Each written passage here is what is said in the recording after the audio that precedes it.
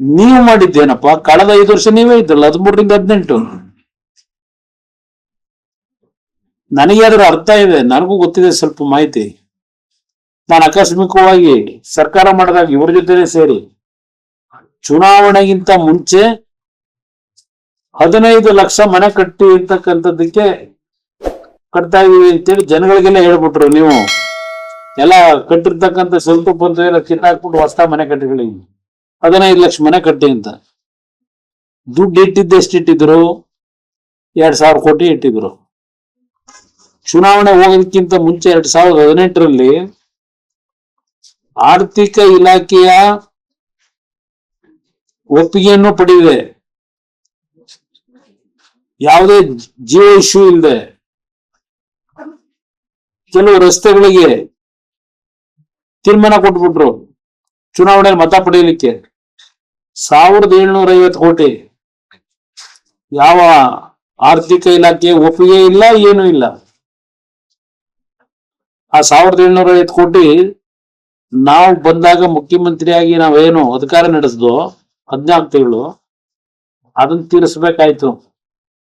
ಅದನ್ನ ಕಾನೂನು ಬಾಹಿರವಾಗಿ ತೀರ್ಮಾನ ಏನ್ ತಗೊಂಡಿದ್ರು ಇದೇ ಸಿದ್ದರಾಮಯ್ಯನವ್ರ ನೇತೃತ್ವದಲ್ಲಿ. ಆ ಕಾನೂನು ಬಾಹಿರವಾದಂತ ತೀರ್ಮಾನ ಸರಿಪಡಿಸ್ತಕ್ಕಂಥ ನಮ್ಮ ತಲೆ ಮೇಲೆ ಬಂದದ್ದು. ಹೇಳ್ತಾ ಹೋದ್ರೆ ಹಲವಾರು ವಿಷಯ ಸಿದ್ದರಾಮಯ್ಯ ಆಡಳಿತದ ಬಗ್ಗೆ ಹೇಳ್ಬೋದು, ಚರ್ಚೆ ಮಾಡಬಹುದು. ಇವತ್ತು ಒಂದು ರೀತಿ ಮಾತನಾಡ್ತಕ್ಕಂಥ ಅವ್ರ ಪದ ಬಳಕೆ ಏನಿದೆ, ಏನ್ ಈ ಭೂಮಿ ಮೇಲೆ ಇವನ್ ಬಿಟ್ಟರೆ ಬೇರೆ ಇನ್ಯಾರು ಇಲ್ವೇ ಇಲ್ಲ ಅನ್ನೋ ರೀತಿಯಲ್ಲಿ ಇವ್ರು ಮಾತನಾಡ್ತಕ್ಕಂಥದ್ದು. ಇವತ್ತು ನೀರಾವರಿಯ ಒಂದು ಕೆಲಸಗಳು ಏನಾಗಿದೆ ಇಡೀ ರಾಜ್ಯದಲ್ಲಿ. ಇನ್ನ ನಮ್ಮ ರೈತರು ಇಲ್ಲೇ ಬಹುಶಃ ದಾವಣಗೆರೆಲ್ಲೇ ಮೆಕ್ಕೆಜೋಳ ಬೆಳೆದ್ರಲ್ಲ, ಎಷ್ಟು ಫಜಿತಿ ಪಟ್ಟರು ನಮ್ಮ ರೈತರು ಇಲ್ಲಿ ಮೆಕ್ಕೆಜೋಳ ಮಾರೋದಕ್ಕೆ.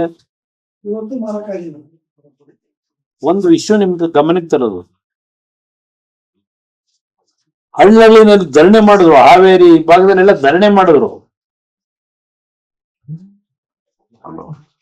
ತೊಗರಿ ಬೆಳೆದಂತರು ಅದನ್ನ ಖರೀದಿ ಮಾಡ್ಲಿಕ್ಕೆ ಆಗಲಿಲ್ಲ. ಕೇಂದ್ರ ಸರ್ಕಾರ ಎಲ್ಲದಕ್ಕೂ. ನಾನು 2 ಅವಧಿಗೆ ಮುಖ್ಯಮಂತ್ರಿಯಾಗಿ ಅಧಿಕಾರ ನಡೆಸಿ ಹಲವಾರು ಸಂದರ್ಭದಲ್ಲಿ ಅದರ ಎಕ್ಸ್ಪೀರಿಯನ್ಸ್ ನನಗೂ ಆಗಿದೆ. ಏನೇನಾಗಿತ್ತು ಎಂದೂ ಸಹ ನಾನು ಕೇಂದ್ರ ಸರ್ಕಾರ ದೂಷಣೆ ಮಾಡಲಿಲ್ಲ. ರೈತರು ಸಾಲ ಮನ್ನಾ ಮಾಡಿದ್ರು, ಕೇಂದ್ರ ಸರ್ಕಾರ ದೂಷಣೆ ಮಾಡದ್ನ? ರಾಷ್ಟ್ರೀಕೃತ ಬ್ಯಾಂಕಿನ ಸಾಲ ಮನ್ನಾ ಮಾಡಿದ್ದಕ್ಕೆ ನರೇಂದ್ರ ಮೋದಿ ಅವರು ಕೊಡ್ಲಿ ಅಂತ ಅಲ್ಲೇ ಅರ್ಜಿ ಕೊಟ್ನ? ನಾವು ನಡೆಸಿದೀವಿ ಸರ್ಕಾರನ. ಲೇಟೆಸ್ಟ್ ಹಾಗೂ ಇಂಟ್ರೆಸ್ಟಿಂಗ್ ಸುದ್ದಿಗಳಿಗಾಗಿ ಬಾಸ್ ಟಿವಿ ಕನ್ನಡ ಚಾನೆಲ್ನ ಸಬ್ಸ್ಕ್ರೈಬ್ ಮಾಡಿ, ಹಾಗೆಯೇ ಬೆಲ್ ಐಕಾನ್ ಪ್ರೆಸ್ ಮಾಡಿ. ಇದರ ಜೊತೆಗೆ ಫೇಸ್ಬುಕ್, ಇನ್ಸ್ಟಾಗ್ರಾಮ್, ಎಕ್ಸ್ ನಲ್ಲೂ ಮಿಸ್ ಮಾಡದೆ ಫಾಲೋ ಮಾಡಿ.